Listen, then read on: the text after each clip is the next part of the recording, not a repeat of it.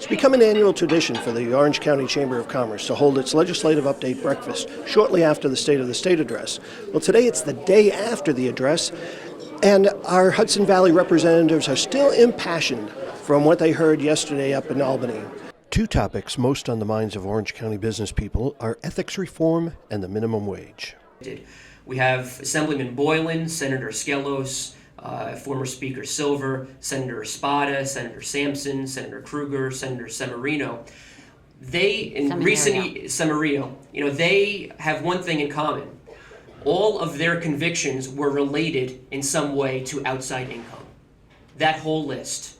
And so I think one of the very basic things we have to do as a legislature this year to prevent more names from being added to this list is strictly limit or ban outside income. But just think about it. You're in finance, right? You'd say, I went to college, I did this, I did that. I know a lot about finance. I'm going to run for the legislature. And you go home and say to your wife, guess what? I'm running. And you say, by the way, we're going to lose $35,000 a year in income. And she said, and who's going to pay the college costs? If you say we're going to ban outside income, I don't see 5 people in this room that will put their hand up and say, I'm running for the state senate. If we're going to get to a minimum wage compromise, there has to be corresponding tax cuts, tax credits to small business, workforce training money. But I think the governor is in a race with Mayor de Blasio on the issue of social inequality to try to see who can do more.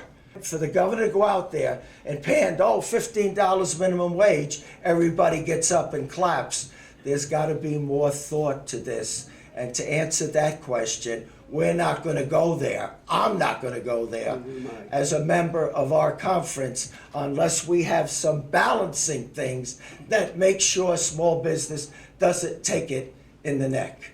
This proposal is dead on arrival on my doorstep. As long as it doesn't provide relief to small business owners, because this is basically a huge unfunded mandate that the state is giving local businesses, small businesses.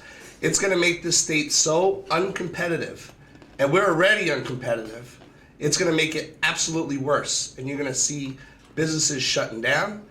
You're going to see more unemployment.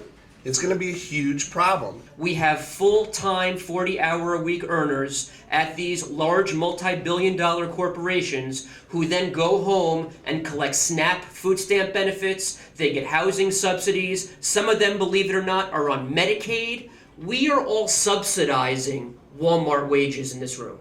That's a fact, and that ought to be stopped. In Middletown, this is Roger Connor for HVNN.com.